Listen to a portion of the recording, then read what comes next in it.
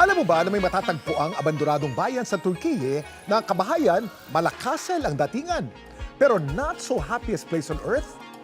Sa mga fairy tale, it's a dream na tumira sa kastilyo, pero ibang sitwasyon sa bansang Turkiye.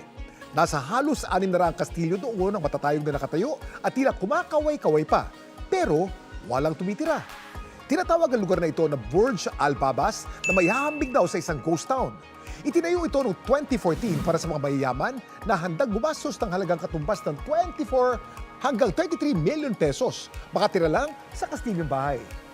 4 na taon na ang target na matapos at mapatira ng mga kastilyo, pero nagdeklara ng bankruptcy ang mga developer. Marami kasi sa taong bayan doon ang nagalit dahil malayo daw sa inaasam na itsura ang mga bahay. May mga nagreklamo rin dahil malaki naging epekto sa pagpapatayo nito sa kalikasan. Dapat alam mo na sinubukan itong itayo sa Turkiye para maranasan daw ang Gothic style na bahay habang ine-enjoy din ang Mediterranean na klima. Yan ang dapat alam mo.